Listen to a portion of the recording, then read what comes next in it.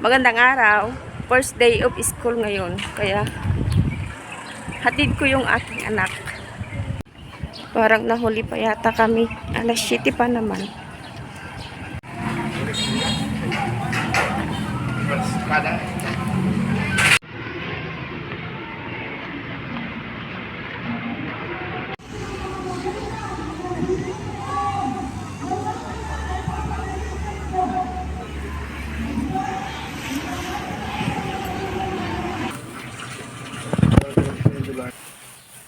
Kauuwi ko lang galing paghatid ng aking anak sa kanilang school. Siyempre, first day of school, kailangan supportahan yung anak.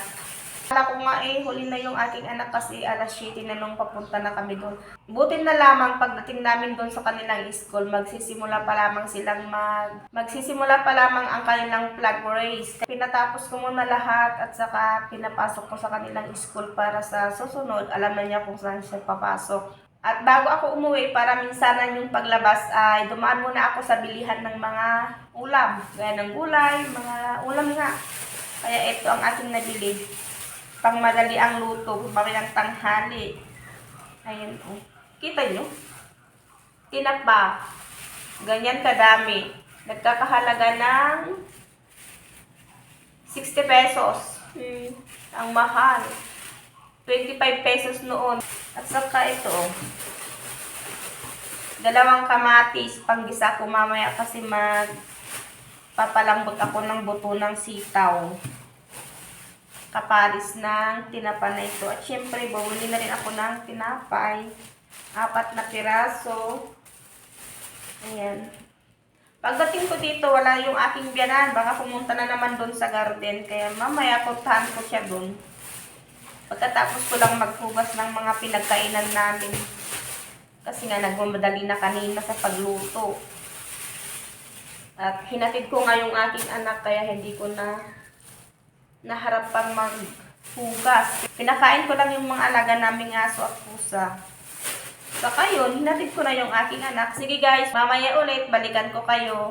Ayun o, yung mga hugasin ko, nagkalat dyan, pasensya na. Bago ko hugasin ang mga yan. Ibabad ko muna itong buto ng sitaw sa tubig. Para mamaya pag butuin ko, less sa oras ba? Para mas madaling lumambot. Yung ganitong sitaw, oh. Kita nyo? Ganyan, oh. Sa ganyan na sitaw, lagyan ko lang ng tubig.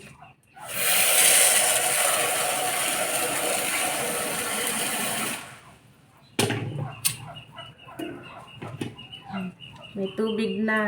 Kung kailan unang araw ng pasukan, saka pa nagka-problema itong tangke ng tubig namin. Ay, nako. Umaandar naman siya pero hindi makaangat yung tubig. Kaya kapag isinitch itong gripo, walang nalabas na tubig. Ito pa ang mahirap kapag walang lalaki sa bahay. Pag sa malayo nagtatrabaho. No choice kundi anong pa nga ba? Try my best. Ayan oh. Siguro yung tubig hindi makaangat dyan, napupunta dyan sa tangke. Kaya kapag sinindihan ito, walang nalabas na tubig. Kaya try ko siyang kalikutin gamit nito. Anong tawag dito? Liabi, vice grip. Basta ito yung lumalaki at lumiliit yung bunganga. Pang sipit. Sige guys, maya ulit update ko kayo kapag naayos ko yan.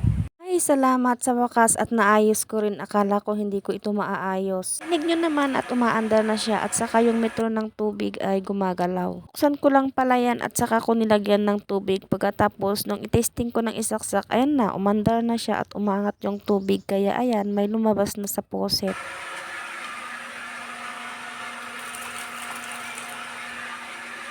Nandito ako ngayon sa harapan ng isang co-op kung saan ako miyembro. Hinihintay ko kasi yung taga-saka ng sakahan ng aking biyanan para kunin yung binhi at dito namin kukunin. Inom muna ng tubig bago simulan yung mga gawain. Ang tahimik, naiwan na naman sa bahay nag-isa. Bago ang lahat, Inom muna ng tubig para naman may lakas sa paggawa ng mga gawain. Ay! Sarap ng tubig. Gaya yan, oh. Basta na lang sinampay dyan yung ginamit kaninang umaga. Ayos pa naman. Sa Sabado na lang ako maglalaba. Ay, nako. Gawain bahay. Si Mingming na lang ang kasama ko, kaso tulog. Ayan, oh. Laging puyat. Maya ulit, balikan ko kayo. Ang ganda ng simula ngayong araw ng panahon. Kahit na medyo makulimlim. Pero mamaya grabe ang init. Maingay yung mga ibon na nandyan sa may mangga. Oh, di ba? Saka yung aso. Binabantayan yung aso namin.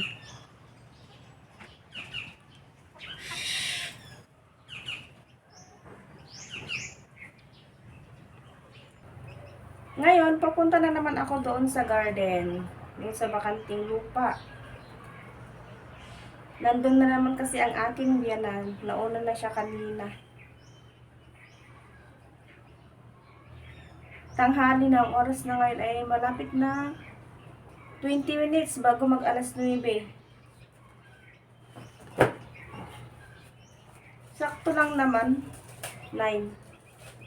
May mahigit isang oras na pagbubungkal ng lupa bago uuwi at asikasuhin na naman yung ulam para mamayang tanghali. 11:30 to 12 naman uwian yung mga anak ko. Galing sa kanilang mga school.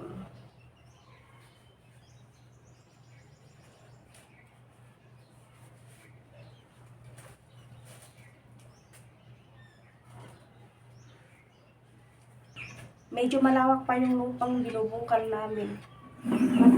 Ngayon, mamayang hapon. Hindi naman kasi diretso na isang araw kami nagbubungkal. Hindi namin kaya yung init ng araw. Kagaya ngayong umaga, mga 2.5 oras.